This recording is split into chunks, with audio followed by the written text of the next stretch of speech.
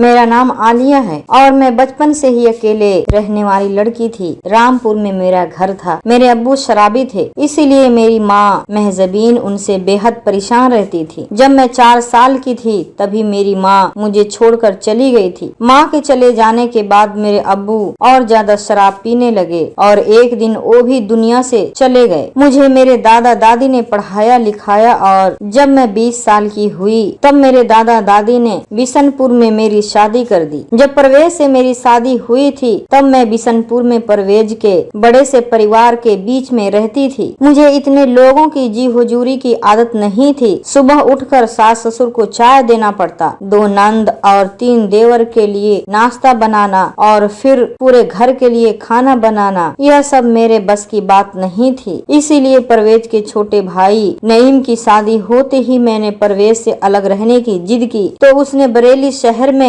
एक मकान खरीदा और मुझे लेकर बरेली सिटी चला आया। बरेली सिटी का मकान 2 मंजिला था। नीचे मैं और परवेज रहने लगे। ऊपर का फ्लोर खाली था तो परवेज किराएदार ढूंढने लगा। कुछ ही समय में परवेज ने ऊपर वाला रूम एक स्टूडेंट को किराए पर दे दिया। रहमान मेरे घर किराए पर रहने आया। वो दिन भर अपने कमरे में रहकर एग्जाम की तैयारियों में लगा रहता। मुझे भी पढ़ने का शौक था। मैं ससुराल में रहकर अपनी पढ़ाई पूरी करना चाहती थी और मेरे शौहर परवेज ने मेरी इस ख्वाहिश को पूरा करने में कोई कसर भी नहीं छोड़ी थी। परवेज की ड्यूटी पर चले जाने के बाद मैं दिन भर घर में अकेले पड़ी पड़ी बोर हो जाती। मुझे पता चला कि मेरा किराएदार रहमान भी बीएड की तैयारी में है तो मैं उससे अपनी पढ़ाई शेयर करने लगी। जब भी मुझे थोड़ी फुर्सत मिलती मैं रहमान के कमरे में चली जाती। बात पढ़ाई से शुरू हुई और जल्द ही मैं और रहमान मोहब्बत की किताबें पढ़ने लगे। हम दोनों दिन भर एक दूजे में खोए रहते।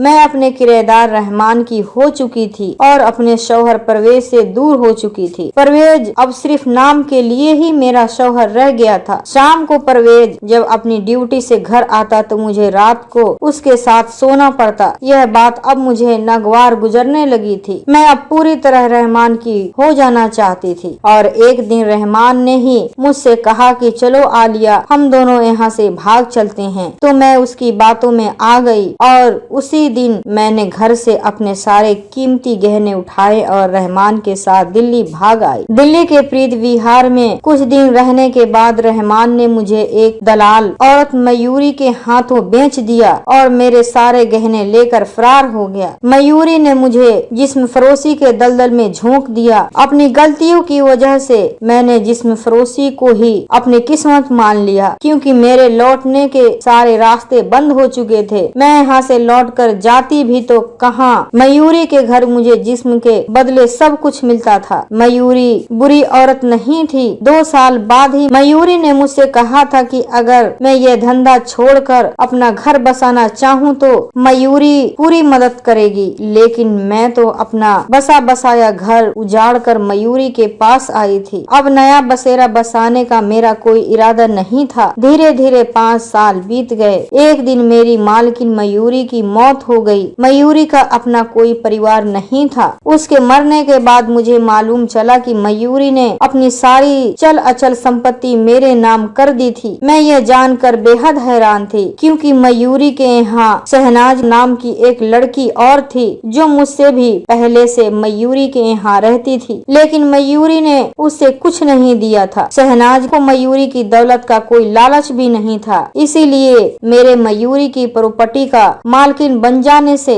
शहनाज को कोई परेशानी नहीं हुई। मयूरी के साथ 5 साल काम करते हुए मैं इस धंधे में इतनी ज्यादा इन्वॉल्व हो चुकी थी कि मयूरी के मरने के बाद मैंने इस धंधे से कमाकर प्रीत विहार में कई प्लाट और खरीद लिए थे। मयूरी की तरह मेरा भी कोई अपना नहीं था। परिवार के नाम पर मेरे यहाँ काम करने वाली लड़कियां ही थी जो मुझे कमा कर देती थी। मैंने इन 5 सालों के दौरान मर्दों की इस दुनिया को करीब से जान लिया था। सर से पांव तक शराफत की चादर ओढ़े मर्दों को मैंने नंगा होते हुए देखा था। शादीशुदा मर्दों की हकीकत मैं जान चुकी थी और इश्क करने वाले मर्दों की असलियत भी मेरे सामने नंगी हो चुकी थी। वफादारी और ईमानदारी की बड़ी बड़ी बातें करने वाले मर्द मेरी दहलीज पर वफा और ईमान दोनों बेच कर जाते थे। ऐसे में मुझे मर्द जात से ही नफरत हो गई थी। साथ ही मेरी नजर में इश्क, प्यार और मोहब्बत के भी कोई मायने नहीं रह गए थे। मैंने रहमान से मोहब्बत की थी, बदले में मुझे धोखे के सिवाय क्या मिला। मर्दों की बनाई इस दुनिया में मुझे हर मर्द धोखेबाज ही नजर आता था। यहाँ हर मर्द किसी न किसी को धोखा दे रहा था, लेकिन एक परवेज ही वह इंसान था जिसे मैंने धोखा दिया था। जब भी मैं परवेज के बारे में सोचती परेशान हो जाती। आखिर उस आदमी की क्या गलती थी? उसने तो मेरे लिए वो सब कुछ किया था जो मैंने चाहा था। मेरे लिए परवेज ने अपना परिवार तक छोड़ दिया था, लेकिन बदले में मैंने उसे क्या दिया? मुझे परवेज की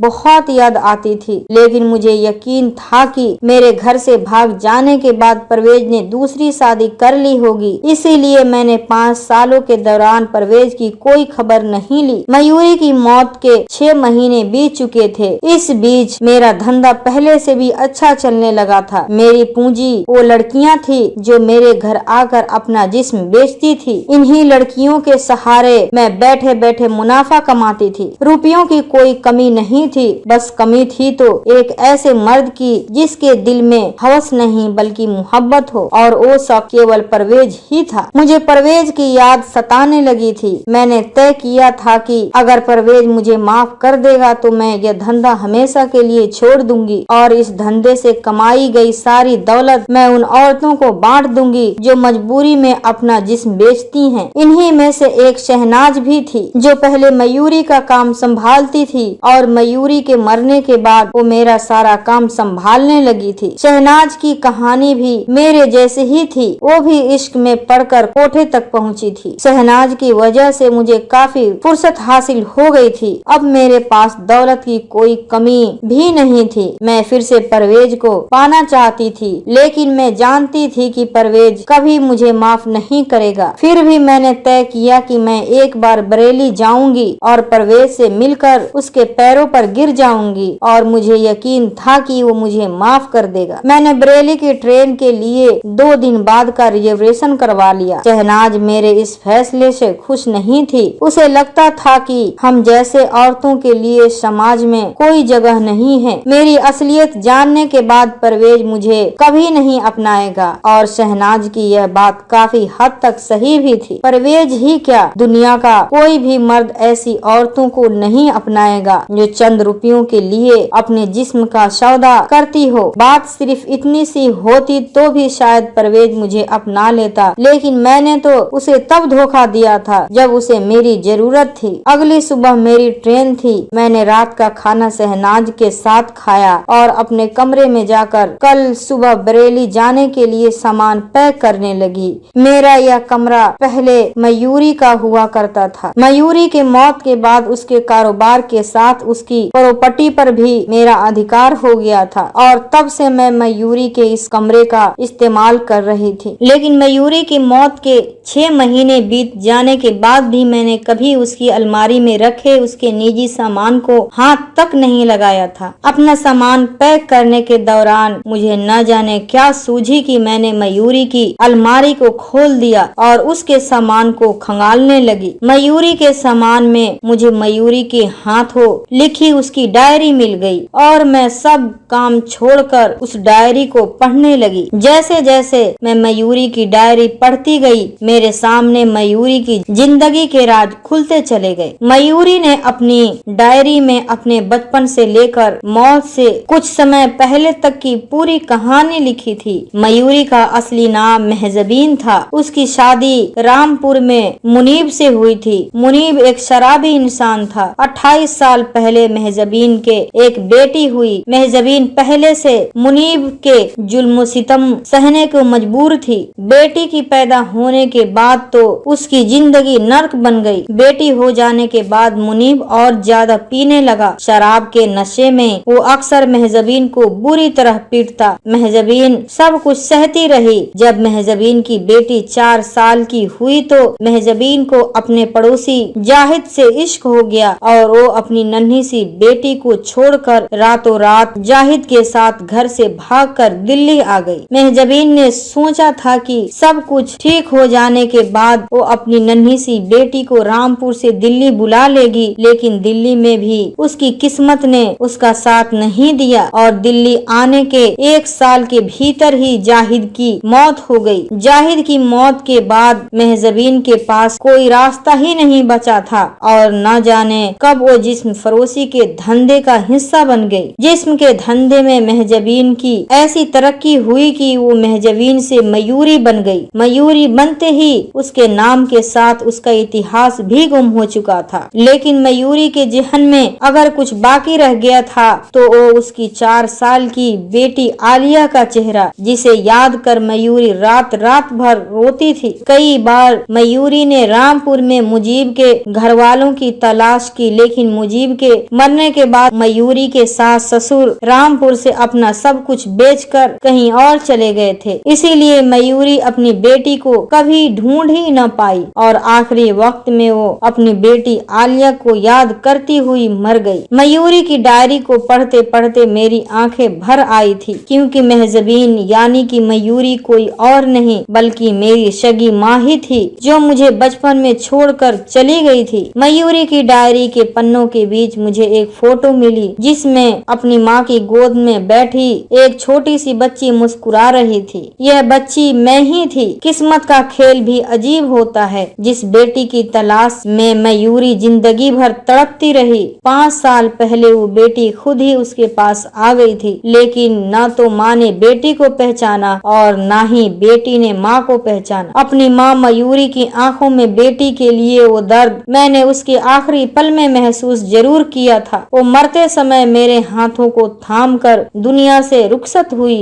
और मरने से पहले वो अपनी सारी जमा पूंजी मेरे नाम कर गई थी। काश उस आखिरी पल में मयूरी यह जान पाती कि मैं ही उसकी बेटी थी। सुबह 10 बजे की मेरी ट्रेन थी। मुझे बरेली के लिए निकलना था और सुबह हो चुकी थी। मैं रात को एक पल के लिए भी सो नहीं पाई थी। एक रात में सब कुछ बदल गया था। मुझे मेरी माँ मिल गई थी, लेकिन अपनी माँ को मैं सिर्फ याद ही कर सकती थी, क्योंकि वो इस कब्र में थी। लेकिन उसकी यादें मेरे पास थी, जिनके सहारे मैं जी सकती थी। सुबह जब शहनाज मेरे कमरे में आई तो मैं उसे पकड़कर जोर जोर से रोने लगी। मेरी इस हालत को देखकर शहनाज कुछ समझ नहीं पा रही थी। उसने मुझे संभाला और तभी उसकी नजर उस तस्वीर पर पड़ी, जिसमें मयूरी छोटी सी बच्ची को गोद में लिए बैठी हुई थी। शहनाज अपनी मालकिन मयूरी को तो पहचान गई, लेकिन उस बच्ची को नहीं पहचान पाई, जो मयूरी की गोद में बैठी हुई मुस्कुरा रही थी। मैंने अपने आंसुओं को पोंछा और शहनाज से बोली, मयूरी की गोद में बैठी यह बच्ची मैं हूँ। मयूरी मेरी सगी माँ थी। शहनाज को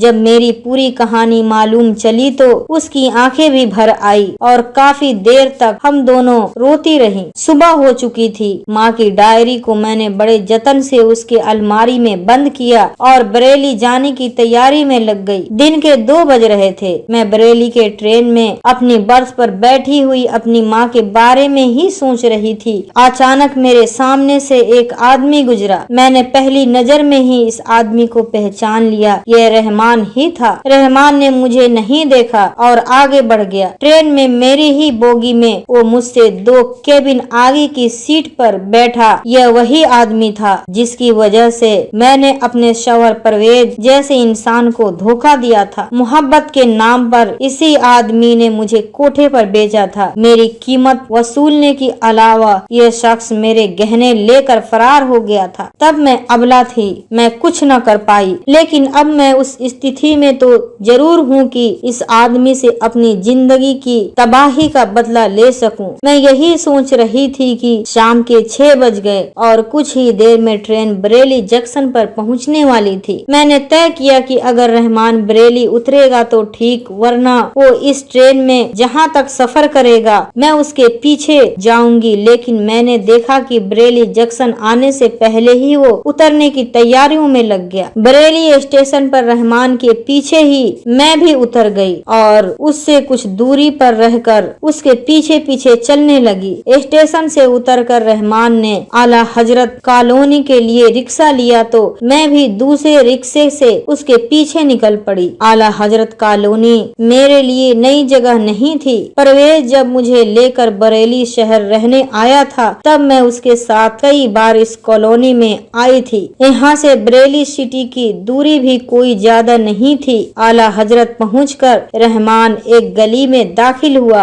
और गली में घुसते ही दूसरे बिल्डिंग के अंदर चला गया। उसके बिल्डिंग में दाखिल हो जाने के बाद मैंने बिल्डिंग की नेम प्लेट पर गौर किया तो वहाँ शहजाद मंजिल लिखा हुआ था। मैं समझ गई कि रहमान इस बिल्डिंग में किराए पे रहता है। मैं वहाँ से वापस आई और नजदीक ही मुझे ओला का रूम मिल गया, जहाँ मैंने एक कमरा बुक किया और रूम में जाकर मैंने रात का खाना ऑर्डर कर दिया। खाना खा लेने के बाद मैं अपने बिस्तर पर लेट गई और अगली सुबह की योजना बनाने लगी। बरेली के आला हजरत कॉलोनी से 5 किलोमीटर की दूरी पर बरेली सिटी में ही परवेज का घर था। मैं सुबह उठकर आधे घंटे में ही परवेज के मकान तक पहुंच सकती थी, लेकिन रहमान को यहाँ देखकर मैं तय नहीं कर पा रही थी कि मैं परवेज के पास जाऊं या पहले रहमान से हिसाब बराबर करूं। मैं जब भी किसी दुविधा में फंसती थी शहनाज की राय जरूर लेती थी। इसीलिए मैंने होटल के रूम से शहनाज को कॉल लगा दिया और उससे सारी बात बता दी। मेरी बात सुनकर शहनाज ने गहरी सांस ली और बोली, आलिया बाजी, बदले की आग में जलने से कुछ हासिल नहीं होता। आप यह मत भूलिए कि रहमान की वजह से ही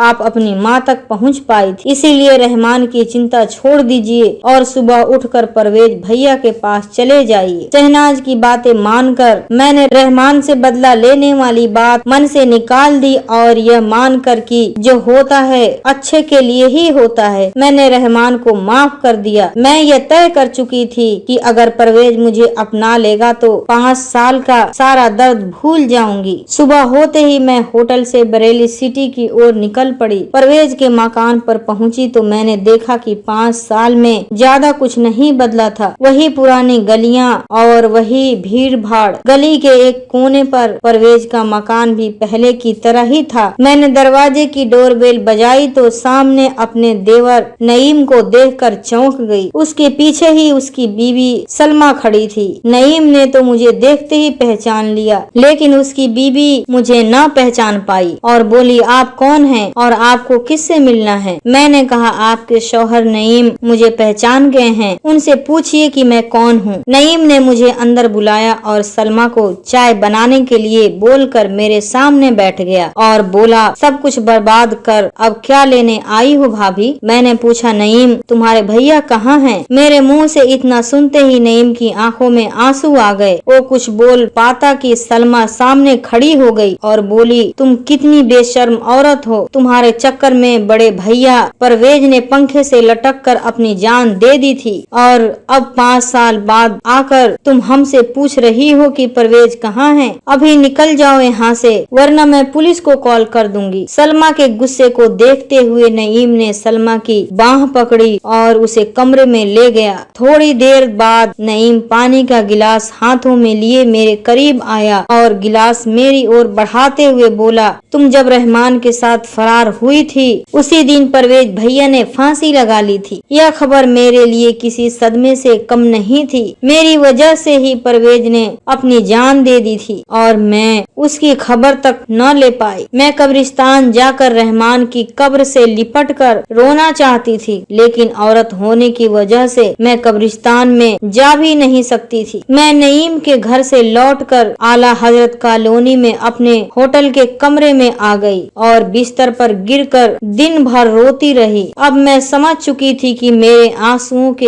एक एक कतरे की वजह रहमान ही था। रहमान ही वह शख्स था जिसकी वजह से मैंने परवेज को खो दिया। अब मैंने तय कर लिया था कि मैं रहमान को भी ऐसे ही रुलाऊंगी जैसे इस वक्त मैं रो रही हूँ। रात को मैंने शहनाज को फोन किया और उसे सारी बात बता दी। जो शहनाज कल तक रहमान को माफ करने की बात कर रही थी, वही शहनाज अब उससे बदला लेने की बात कर रही थी। मैंने शहनाज से कहा, शहनाज अब तुम ही मुझे रास्ता बताओ कि मैं क्या करूं। शहनाज ने कहा, बाजी तुम थोड़ा सा दिमाग को ठंडा रखो, मैं कुछ सोचती हूँ। मैंने कहा, शहनाज मैं इसी वक्त रहमान के घर जा रही हूँ। शहनाज ने कहा, नहीं, रात को तुम अकेले उसके यहाँ नहीं जाओगी। मैं इसी वक्त ट्रेन पकड़कर बरेली के लिए निकल रही हूँ। सुबह तक पहुँच जाऊंगी, तब तक तुम मेरा इंतजार करो। शहनाज मेरी बहुत चिंता करती थी और कई मामलों में वो मुझसे ज्यादा समझदार भी थी। इसीलिए मैं शहनाज के बरेली पहुँचने का इंतजार करने करने लगी। सुबह 8 बजे ही शहनाज मेरे होटल रूम में मेरे साथ बैठी थी। थोड़ी देर में हम दोनों रहमान के घर की ओर निकल पड़े। शहजाद मंजिल पर पहुंचकर शहनाज ने डोर बेल बजाया तो रहमान ने दरवाजा खोला और हमें वहां देखकर उसके होश उड़ गए। वो चिल्लाया, शहनाज तुम! और इतना कहकर रहमान शहनाज के गले लगकर रोने लगा। शहनाज भी रहमान को पकड़कर जोर जोर से रोने लगी। मुझे तो कुछ भी समझ नहीं आ रहा था। जो शहनाज मेरे लिए रहमान से बदला लेने रहमान के घर पहुंची थी, वही शहनाज रहमान के गले पकड़कर रोए जा रही थी। मैं हैरान परेशान होकर इस नजारे को देखे जा रही थी। तभी रहमान मेरे करीब आया और मेरे पैरों पर गिरकर रोने लगा और बोला, आलिया, हो सके तो मुझे माफ कर दो। मैंने रहमान के बाजुओं को पकड़ ऊपर उठाया और वो मेरे सामने वाले सोफे पर बैठ गया और बोला, शहनाज मेरी सगी बहन है, जिसे तुम्हारा शौहर परवेज इश्क के जाल में फंसाकर दिल्ली भगा ले गया था और वहाँ उसने शहनाज को बेच दिया था। रहमान के मुंह से यह बात सुनकर मेरे पैरों तले जमीन खिसक गई थी। मैं रहमान के मुंह की ओर देखने लगी। तभी उसने कहा, मेरा असली नाम शहजाद है और मैं तुम्हारे घर नाम बदल कर ही रहने आया था। जब मुझे यह बात मालूम चली कि परवेज मेरी बहन को मोहब्बत के जाल में फंसाकर उसे